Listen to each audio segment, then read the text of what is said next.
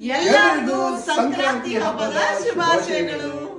ಸಂಕ್ರಾಂತಿ ಹಬ್ಬದ ಸ್ಲೋಗನ್ನೇ ಎಳ್ಳು ಬೆಲ್ಲ ತಿಂದು ಒಳ್ಳೆ ಮಾತಾಡೋಣ ಅಂತ. So the main character of the ಹಬ್ಬ ಈಸ್ ಎಳ್ಳು ಬೆಲ್ಲ. ಸೊ ಅದ್ರ ಪ್ರಿಪರೇಷನ್ ಜೋರಾಗಿ ನಡೀತಾ ಇದೆ. ಎಲ್ಲ ಕಟ್ ಮಾಡಿ ಇಟ್ರೆ ಕೊನೆಗೆ ಬಂದು ಹಿಂಗ್ ಕಲ್ಸಿ ಅಂದ್ರೆ ಮಕ್ಕಳು ಚೆನ್ನಾಗಿ ಮಾಡ್ತಾರೆ. ನಾವು ಮಕ್ಕಳಿದ್ದಾಗ್ಲೂ ಹಿಂಗೆ ಮಾಡ್ತಾ ಇದ್ದಿದ್ದು. ನಮ್ಮಮ್ಮ ದೊಡ್ಡ ಡಬ್ರಿ ತುಂಬಾ ಎಳ್ಳು ಬೆಲ್ಲ ಮಾಡಿಟ್ರೆ ಕಳ್ಳೆಪುರಿ ತರ ಹೋಗಿ ಬರ್ತಾ ತಿಂತಾ ಇರೋದೇ ಕೆಲಸ ಆಗಿರ್ತಿತ್ತು. ಪ್ರತಿ ವರ್ಷ ಈ ಎಳ್ಳು ಬೆಲ್ಲನ ಅಮ್ಮನೇ ಇಂಡಿಯಾದಿಂದ ಕಳಿಸೋರು. ಇವಾಗೆಲ್ಲ ಶಿಪ್ಪಿಂಗ್ ಎಲ್ಲ ಬಾರಿ ಪ್ರಾಬ್ಲಮ್ ನಡೀತಾ ಇದೆ ಅಂತ ನಾವೇ ಇಲ್ಲಿ ಮಾಡ್ಕೋತೀವಿ ಬೇಡ ಅಂತ ಹೇಳಿದ್ದ ಆಯ್ತು. ಇಲ್ಲೂ ಕೂಡ ಕೆಲವರು ಮಾರ್ತಾರೆ. ಒಂದ್ರಲ್ಲಿ ಹುರ್ಗಡ್ಲೆ ಜಾಸ್ತಿ, ಬೆಲ್ಲ ಕಮ್ಮಿ, ಅದ್ ಜಾಸ್ತಿ, ಇದ್ ಕಮ್ಮಿ ಅಂತ ತಿಂದಾಗ ಟೇಸ್ಟೇ ಬರ್ತಿರ್ಲಿಲ್ಲ. ಸೊ ಮನೇಲೆ ಮಾಡ್ಕೊಳ್ಳೋಣ ಅಂತ ಮನೇಲೆ ಮಾಡಿದ್ದಾಯ್ತು. ಸುನಿಲು ಸ್ವಲ್ಪ ಕಟ್ಟಿಂಗ್ ಅಲ್ಲೆಲ್ಲ ಹೆಲ್ಪ್ ಮಾಡಿದ್ರು. So it was not a big deal. ಮತ್ತೆ ಸಂಕ್ರಾಂತಿ ಹಬ್ಬ ಅಂದ್ರೆ ಮಕ್ಕಳಿಗೆ ಎಳ್ಳು ಬೆಲ್ಲ ಎರಿಯೋದನ್ನು ಕೂಡ ಮಾಡ್ತಾರೆ. ಅದೇ ಎಳ್ಳು ಬೆಲ್ಲ ಮಾಡಿರ್ತೀವಲ್ಲ ಅದು, ಮತ್ತೆ ಎಲ್ಚಿ ಹಣ್ಣು, ಕಬ್ಬಿನ ಸಣ್ಣ ಸಣ್ಣ ಪೀಸ್ಗಳನ್ನು ಎಲ್ಲ ತಲೆ ಮೇಲೆ ಹಾಕಿ ಆಮೇಲೆ ಒಂದು ಆರತಿ ಎತ್ತಿದ್ರೆ ಮಕ್ಕಳಿಗೆ ದೃಷ್ಟಿ ಎಲ್ಲ ಹೋಗುತ್ತೆ ಅನ್ನೋದು ಒಂದು ರೂಢಿ. ಸೊ ಅದನ್ನ ನಾವು ಮಾಡ್ತೀವಿ. ಸಣ್ಣ ಮಕ್ಕಳಿಗೆ ಅಂತಾರೆ ನಮ್ಮ ಉತ್ಸವ ಎಷ್ಟು ದೊಡ್ಡವನಾದ್ರೂ ನಮ್ಗೆ ಸಣ್ಣ ಮಗನೇ ಅಲ್ವಾ.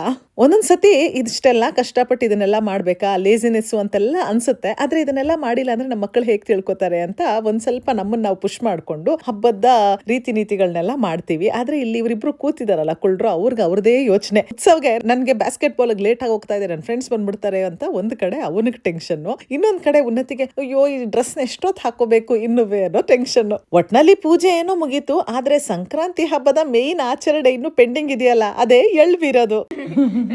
ಎಲ್ಲರಿಗೂ ಸಂಕ್ರಾಂತಿ ಹಬ್ಬದ ಶುಭಾಶಯಗಳು. ನಿಮ್ಮೆಲ್ಲರಿಗೂ ಎಲ್ಲಿಂದನೇ ಎಲ್ಲ ಬೀರ್ತಾ ಇದ್ದೀನಿ.